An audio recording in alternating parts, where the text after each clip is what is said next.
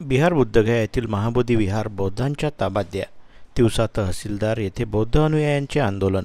बिहार येथील बुद्धगयामधील महाबोधी विहार येथील 1949चा Mahabodhi temple management कायदा दुरुस्त करून महाबोधी महाविहार बौद्धांच्या ताब्यात द्या या प्रमुख मागणीसाठी अमरावतीच्या तिवसा येथील बौद्ध अनुयायांच्या वतीने आंदोलन करीत तिवसा तहसीलदार यांना निवेदन देण्यात आलं.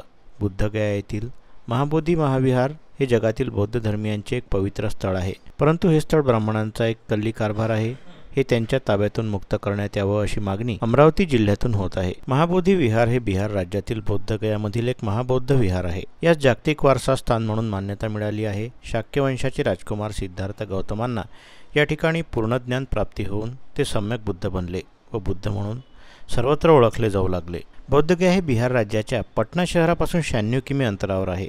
महाबोधी विहाराच्या पुढे पश्चिम दिशेला पवित्र असा बोधिवृक्ष आहे. पाली भाषेत या ठिकाणाला बोधिमांद असे म्हणतात आणि तिथे असलेल्या मठाला बोधिमांद विहार असे म्हणतात. येथील सर्वात उंच गोपुराची उंची 55 मीटर म्हणजे 180 फूट आहे. भगवान बुद्धांना पूर्णज्ञान प्राप्तीनंतर 250 वर्षांनी बौद्ध सम्राट अशोकांनी बौद्धगयाला भेट दिली होती.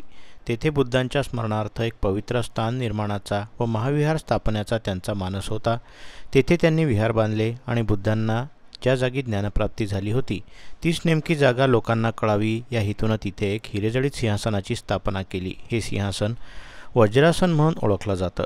सम्राट अशोकांना या महाबोधी विहाराचं संस्थापक समजलं जातं. हे 5व्या व 6व्या शतकात बांधलेले असावे. गुप्त घराण्याच्या राजवटीच्या उत्तरार्धात आणि पूर्णपणे विटांनी बांधलेले हे विहार अगदी सुरुवातीला असलेल्या बौद्ध धर्मियांच्या विहारांपैकी एक आहे.